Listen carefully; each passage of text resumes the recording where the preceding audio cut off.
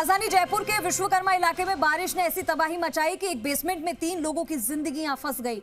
Basement में फंसने से 3 लोगों की मौत की खबरें आ रही है। हालांकि अभी तक आधिकारिक पुष्टि इसकी नहीं हुई है, इसकी पुष्टि होना बाकी है। विश्वकर्मा इलाके के रोड नंबर 17 पर ध्वज नगर में सुबह 4 बजे एक मकान के बेसमेंट में सो रहे थे 5 लोग। अचानक मकान के पीछे की दीवार टूटती है, बारिश का पानी सीधा बेसमेंट में आता है। 2 लोगों ने मकान के गेट पर चढ़कर जैसे तैसे अपनी जान बचाई, तो वहीं एक युवक, एक महिला और एक मासूम बच्ची उस पानी में डूब गए। सूचना पर सिविल डिफेंस की टीम लगातार वहां पर मौजूद है, सुबह से काम कर रही है और विश्वकर्मा पुलिस भी मौके पर मौजूद है। बेसमेंट से पानी निकालने का काम जारी है, लेकिन संसाधनों की कमी के चलते और फेल सिस्टम के चलते ये मुश्किल और होता जा रहा है। इस बेसमेंट में सो रहे एक युवक जिसने गेट पर चढ़कर अपनी जान बचा ली, लेकिन 3 जिंदगियां जिनका अभी तक कोई सुराग नहीं है। 3 लोगों की मौत की खबर आ रही है जो इस पानी में डूब गए थे। हालांकि आधिकारिक इसकी बात की पुष्टि नहीं हुई है। परिवार वालों के लिए बेहद ही गंभीर स्थिति है ये, क्योंकि सभी वहां मौजूद हैं, सभी स्थानीय लोग भी वहां मौजूद हैं और तमाम जो सिविल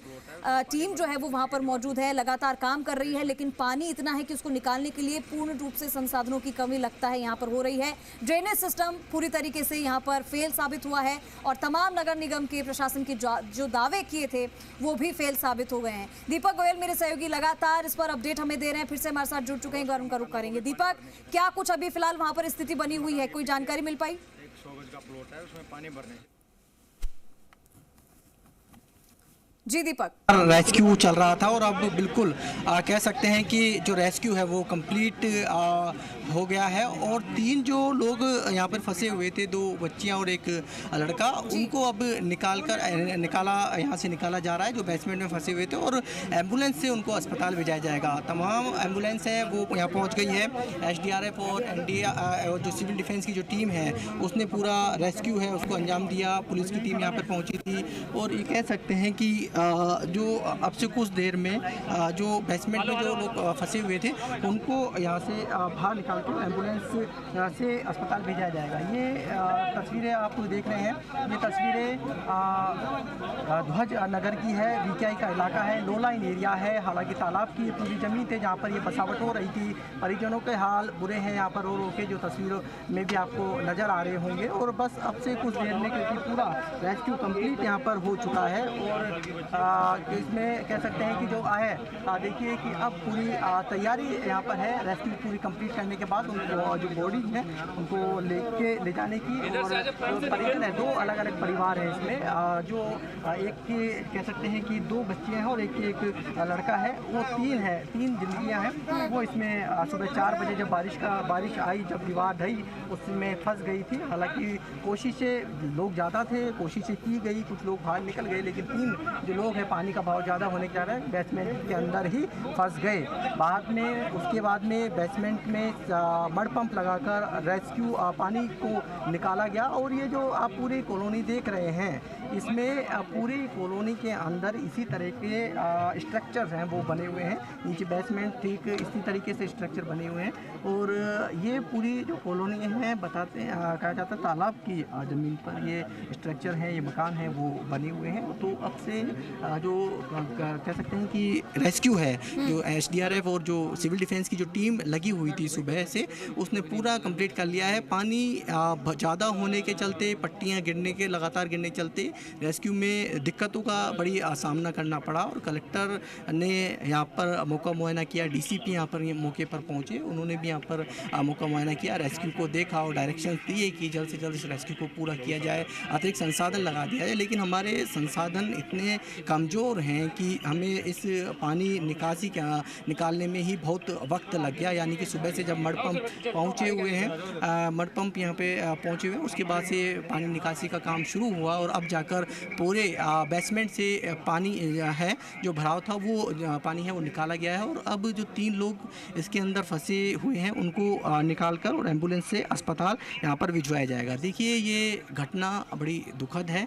दुखद इसलिए है क्योंकि हम जब मानसून से पूर्व तैयारियों की हम बात करते हैं तो उसमें एक पार्ट होता है कि जो लो लाइन एरिया के अंदर जो लोग रहते हैं उनको सुरक्षित स्थानों पर उनको रखा जाए, यानी कि उनको डेप्यूट किया जाए। और ये जिम्मेदारी निकायों की होती है, सभी संबंधी जो एजेंसियां होती हैं उनको अलग अलग जिम्मेदारियां दी जाती है, लेकिन जिम्मेदारियां पूरी कोई नहीं करता है। ये देखिए किस तरीके से एम्बुलेंस है वो पहुंच चुकी है। एक भाई और बहन का क्या रिश्ता होता है वो आप तस्वीरों में है कि एक भाई अभी बेसमेंट के अंदर डूबा हुआ है और वो उसकी बहन है बिखरती हुई यहाँ पर पहुँची है, और ये रो रो कर जो परिजन है उनका बुरा हाल है। तो ये जयपुर के लिए एक कह सकते हैं कि सिस्टम को आंखें खोलने वाली तस्वीर है कि आप सिस्टम हमारा जागरूक या सिस्टम हमारा कमज़ोर नहीं होगा तो इस तरह की घटनाएं नहीं होंगी, लेकिन सिस्टम इतना लाचार और लचर होगा और यदि हम कागजों के अंदर ही केवल खाना पूर्ति करके रह जाएंगे कि हमको किसको शिफ्ट करना है और हमारी जिम्मेदारियों का निर्वहन नहीं करेंगे तो इस तरह की घटनाएँ हैं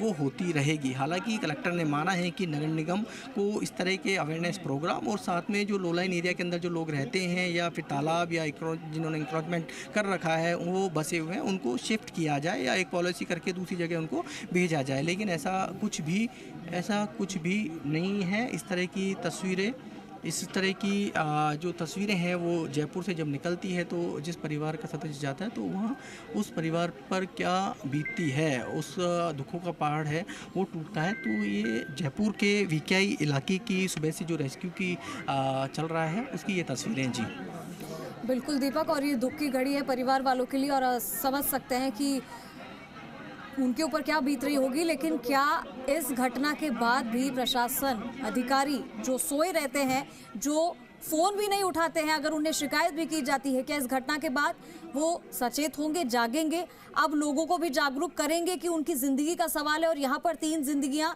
जो परिवार वहाँ पर मौजूद है उनके सामने ये घटना हो रही है और अपनी आंखों के सामने वो उन्हें जाते हुए देख रहे हैं, उनके लिए तो बहुत ही दुख की घड़ी है।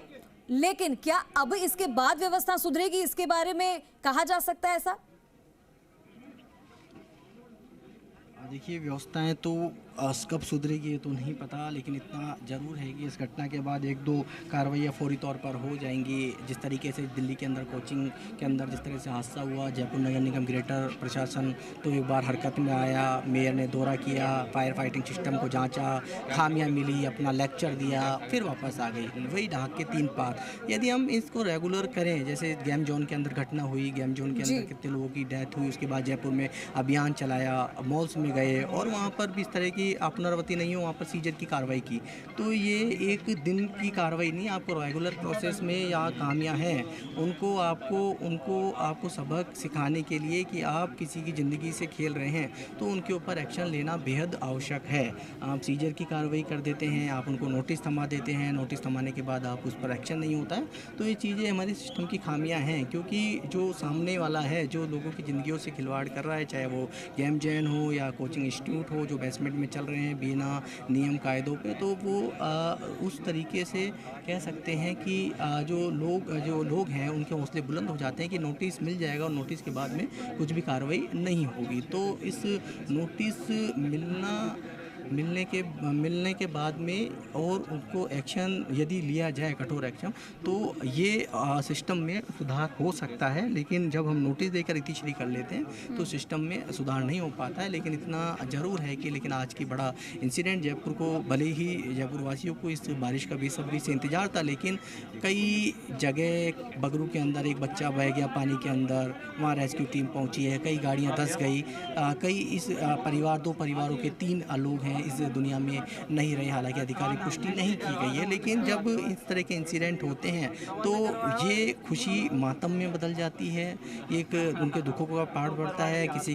किसी का भांजा था, किसी की सिस्टर थी, किसी का बेटा था, किसी का भाई था, तो सबके ऊपर से एक छाया छिन जाता है। और एक बाप भी क्या बीत रही है, उसने अभी अपनी बेटी का रिश्ता तय ही किया था, अप्रैल के अंदर शादी होने जा रही थी, लेकिन अब इस तरह की जो घटनाएं हैं उस परिवार पर क्या बीतती होगी, तस्वीरें बताती हैं हैं, क्योंकि लगातार जो रेस्क्यू चल रहा है, सामने आप तस्वीरों में देखेंगे कि लोग हैं वो पूरी तरीके से जमघट लगाए बैठे हैं, क्योंकि ये पूरा जो एरिया है ये पूरा लो लाइन एरिया है, पूरा कह सकते हैं कि तालाब पर बना हुआ ये बसावट का है, नॉन अप्रूव जगह है। लेकिन इतना ज़रूर है कि लोगों ने दुआएं भी की है कि जैसे तैसे ज़िंदगियों को बचा लिया जाए। लेकिन सुबह 4 बजे से इतने पानी के अंदर 20 फीट से ज़्यादा पानी के अंदर जब लोग फंस जाते हैं तो बचना मुश्किल है। हालांकि लगातार अपील भी प्रशासन की ओर से यहाँ पर की जाती है कि आप सुरक्षित स्थानों पर रहें, आप सेफ जोन में रहें। बारिश के दौरान अपील की जाती है, लेकिन उन पर अमली जामा नहीं होता है। जी बिल्कुल दीपक, और तस्वीरें भी हम लगातार दिखा रहे हैं। वहाँ पर दुख की घड़ी जो इस परिवार पर कहर बन के टूटी है, और इस बार अब प्रशासन, अधिकारी और जो भी नगर निगम है वो इस चीज़ को समझे कि इस तरीके की घटनाएं हो सकती हैं। और अभी दिल्ली में पुराना मामला भी नहीं है, दिल्ली में भी सेम इसी तरीके की घटना देखी गई थी, जहां बेसमेंट में 3 छात्रों की डूबने से मौत हो गई थी। और एक बार फिर से जयपुर को आज ये घटना, ये स्थिति देखने को मिल रही है। जिसका डर था आखिर वही हुआ, क्योंकि सिस्टम फेल साबित हो रहा है लगातार, और हर साल इसी तरीके की घटनाएं देखने को मिलती है। लगातार पानी बढ़ने से इस तरीके की घटनाएं होती हैं। एक बारिश में जब ये हाल है, तो आने वाले, जब मानसून पूरे की बात करते हैं हम, जब मूसलाधार बारिश होती है, फिर आगे किस पर ये सवाल खड़े किया जाए, किसको इसका जिम्मेदार ठहराया जाए। तो आज अपनी गलती कोई नहीं मानेगा, लेकिन जो परिवार के साथ बीती है उसे कोई नहीं दे सकता।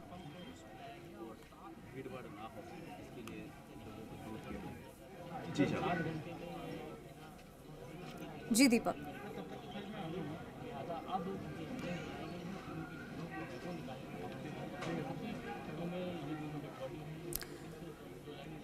तो लगातार हम आपको तस्वीरें दिखा रहे हैं। जी दीपक। बिल्कुल, देखिए जल जमाव था बेसमेंट के अंदर, जो पानी भरा हुआ था उसको करीब पूरे मड़पम से और मोटर्स लगा के उसको यहाँ पर निकाल लिया गया था। रस्सी के जरिए जो टीम है उसको नीचे बेसमेंट में उतारा गया है। जो एसडीआरएफ और सिविल डिफेंस की टीम है उसको नीचे उतारा गया है कि बॉडी को उनको लोकेट है वो किया जाए। 3 लोग हैं और तीनों एक ही जो बेसमेंट है, देखिए आप, सामान भी निकल रहा है, सिलेंडर भी यहाँ पर भरे हुए थे, सिलेंडरों को यहाँ पर निकाला जा रहा है। और जो लोग हैं क्योंकि अभी भी पानी कुछ भरा हुआ है, थोड़ी सी दिक्कतों का यहाँ पर टीम को, दीपक, कितना मुश्किल ये रेस्क्यू रहा था, क्योंकि कई घंटों से ये पूरी टीम लगी हुई थी यहाँ पर। और जैसा कि आपने पहले भी बताया था कि छत से भी जो है वो मलबा नीचे गिर रहा था, और क्योंकि बारिश तेज भी हुई थी और ऐसे में बेसमेंट में पहले से ही पीछे की दीवार टूटी हुई थी, तो ऐसे में कितना मुश्किल ये रेस्क्यू रहा होगा इनके लिए।